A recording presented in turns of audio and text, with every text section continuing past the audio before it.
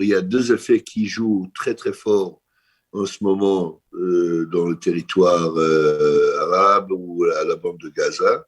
C'est en vue des élections, de la décision d'Abou Mazen d'aller aux élections. Le djihad et le Hamas chauffent leur canon pour se préparer à cet événement.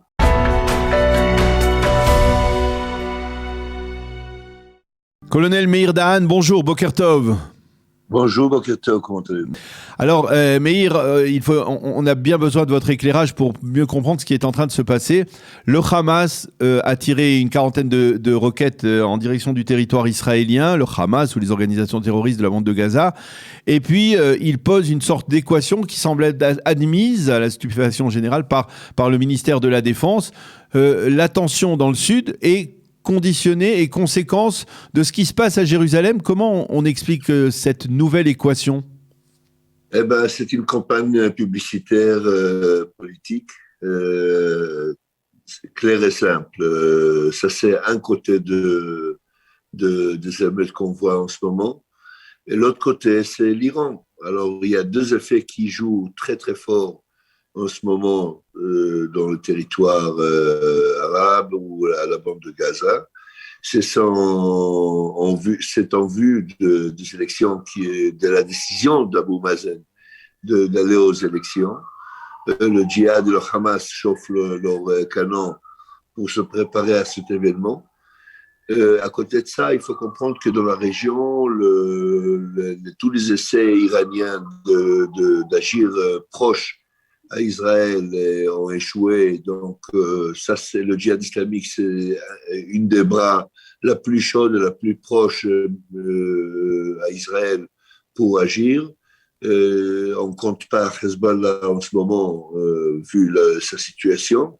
Donc, les deux jouent ensemble et c'est malheureux pour nous tous. Donc vous dites en fait que c'est une conjonction. Il y a d'un côté le Hamas qui veut faire une démonstration de force en perspective des élections et montrer qu'il a lui une capacité que l'autorité palestinienne n'a pas. Et de l'autre côté, le djihad islamique qui lui répond aux ordres de l'Iran qui ne parvient pas à déstabiliser la situation dans le nord du pays par exemple. Tout à fait, parce que le nord du pays ne peut pas agir en ce moment. Le côté syrien, on voit un peu ce qui se passe là-bas. Et donc, ils utilisent tous les moyens possibles pour eux d'agir envers Israël. Et en ce moment, c'est le djihad islamique, essentiellement, et avec le support du Hamas. Mais lorsque le Hamas parle d'équation, de dire lorsque le calme reviendra à Jérusalem, le calme reviendra dans la bande de Gaza, qu'est-ce qu'il veut dire ? Il veut dire que nous sommes les leaders du peuple palestinien et on est là pour supporter notre peuple. Très simple. C'est une campagne publicitaire, politique. Il remplace les panneaux par des requêtes. Mmh. Et donc, alors ça nous ramène à la situation sécuritaire dans Jérusalem. Vous pensez que il y a eu des erreurs qui ont été commises par Israël dans la gestion de ces premières journées, de ces journées du Ramadan, de ce qui s'est passé ces derniers jours près de la porte de Damas, dans l'est de Jérusalem? Ben, c'est tout d'abord une faille de renseignement, d'intelligence, tout à fait. C'est très, très, très, très rare et bizarre que l'intelligence n'a pas vu ça venir de cette ampleur. Et deuxième erreur, c'est ne pas être présent à très haute présence, à un niveau beaucoup plus important. La présence à Jérusalem ces derniers jours ne montre pas une position ferme et définitive. Et malheureusement, en vue le passé, on voit que dès qu'ils voient ce genre de faiblesse, ça agite, ça excite la jeunesse là-bas et on les voit dans les... Alors, comment vous expliquez le fait que justement, tant à Jérusalem où on a l'impression que les autorités, les forces de sécurité tentent de maîtriser plus ou moins la situation, que dans la bande de Gaza où on voit une réaction, on va dire très très faible de la part de l'armée, quasiment pas de réaction de la part de l'armée face à ces tirs de roquettes. Est-ce que c'est dû, par exemple, au contexte politique actuel, ou à quoi c'est dû cette tendance à la modération du côté des autorités sécuritaires israéliennes? Tout d'abord, vendredi soir, Tsahal a réagi, a montré sa présence sur place. Et je suppose que là, on a entendu déjà que l'Égypte est déjà rentrée en vigueur dans les services sécuritaires, bien sûr, d'intelligence égyptienne. Donc, je crois que les messages sont passés des deux côtés, comme quoi on ne veut pas dégrader la situation. Et donc, Tsahal est en attente. Mais bon, dire ne pas réagir, vous savez, la présence de Tsahal dans la région est tellement importante qu'il s'agit d'une simple décision d'une seconde que ça tourne complètement. Ça, c'est premièrement.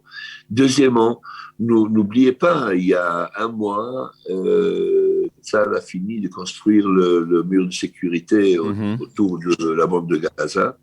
Ça limite vraiment 99% de leurs moyens de faire quoi que ce soit physiquement dans la région. Donc, la seule réaction qu'ils connaissent, qui est sous leurs mains en ce moment, ce sont les roquettes. Je vous rappelle que ce ne sont pas des missiles à longue distance, ce sont des roquettes qui peuvent toucher que la région de la bande de Gaza. Donc, c'est vraiment une sorte de dire on est là, c'est rien de plus. Alors, tout de même, malgré tout, il y a eu la semaine dernière un événement inédit, ce tir d'un missile qui a traversé tout le territoire israélien, qui est parti de Syrie vers Dimona, vers la région de Dimona. Non, ne dites pas Dimona, c'est vraiment pas... Bon, on va pas dire Dimona. Pas dans leur attention du tout, c'est une... On va dire sur le Negev, il a poursuivi...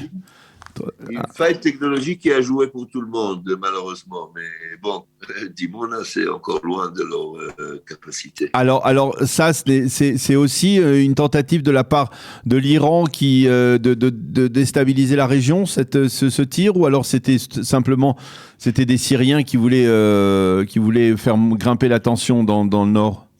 Ce n'est pas une tire syrienne, ça c'est clair.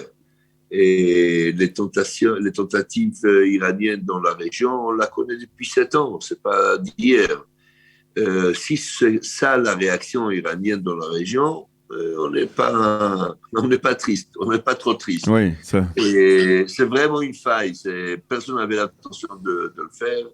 Ça, c'était une réaction. Mais expliquez-nous comment un missile peut-il traverser le territoire israélien sans être intercepté? Il y a le dôme de fer, alors qui effectivement, dôme de fer, c'est valable pour des roquettes, à la limite pour des missiles artisanaux du Hamas, pas pour des C5 là, qui sont apparemment bien plus sophistiqués.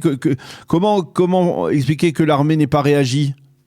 Je suis sûr que ça s'interroge à l'intérieur de l'armée et voir comment ça a dû être possible qu'un missile pareil a fait son trajet.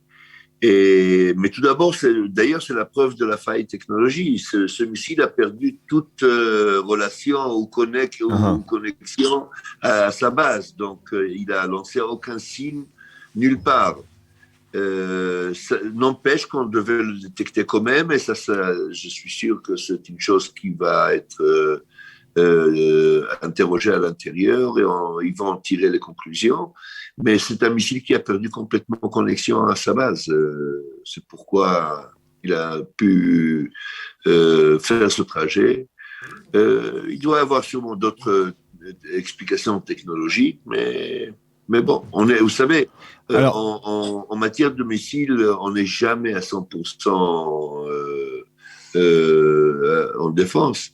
Il y a eu, il y aura des failles de ce genre, et plus ce sera massif, plus on sera en danger. Je voudrais revenir avec vous sur le Hamas. Je sais que vous dites depuis longtemps que il y a dans la bande de Gaza le Hamas et le djihad islamique et que les deux ont le même poids. Là encore, vous nous le disiez. Ce n'est plus le cas, Daniel. Ce n'est plus le cas. Aujourd'hui, c'est le djihad islamique et le Hamas. Ah, c'est le djihad islamique et le Hamas. D'accord, mais ouais.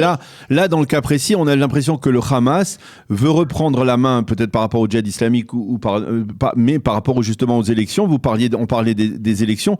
Or, là, le Hamas semble poser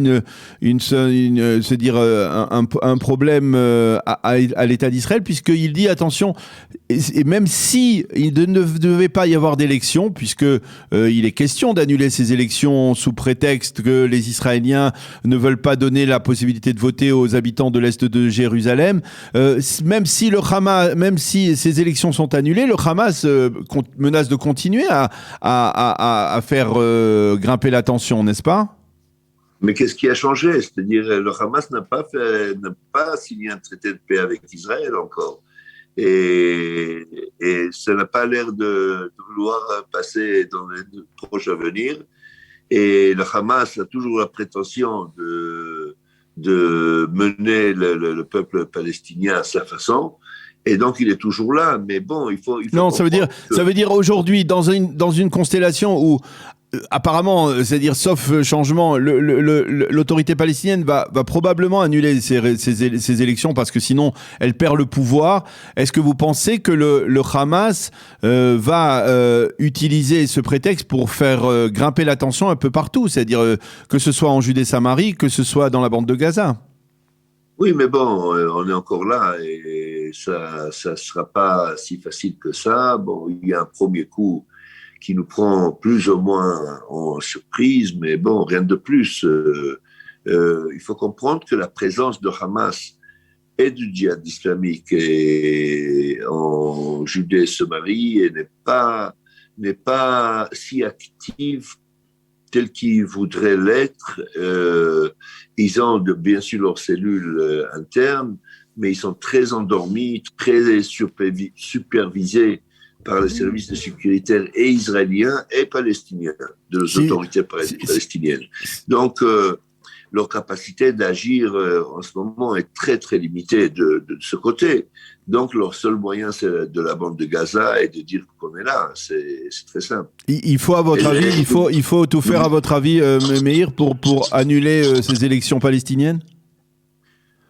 Tout d'abord, c'est un problème interne palestinien. Je crois que s'ils vont continuer dans cette direction, ça va finir très mal pour l'OLP.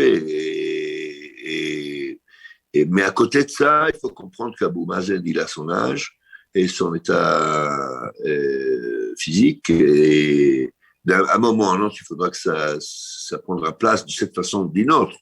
Sans élection, nommer un nouveau leader comme ça, vous voyez bien ce qui se passe là-bas. Les accords ne règnent pas chez eux. Donc, comme d'habitude, regardez tout le monde arabe. Ils le font par des émeutes, ils le font par des guerres, ils le font par des combats, ils ne le font pas par un procédé démocratique quelconque. C'est une situation très, très, très délicate. Et malheureusement, la direction qui a été engagée par Trump n'est plus en vigueur, donc ça va lâcher les chaînes en proche avenir. Et écoutez, si Kochavi a annulé son voyage, c'est pas pour rien, il y a des raisons derrière. Hein. C'est très, très tendu. Eh bien, merci beaucoup, Meir Dahan. On aura certainement besoin de faire appel à vous. On espère bien entendu que le calme reviendra très rapidement dans la région. Merci beaucoup d'avoir été avec nous ce matin. À bientôt. Bonne journée. Shavua Tov. Bonne journée.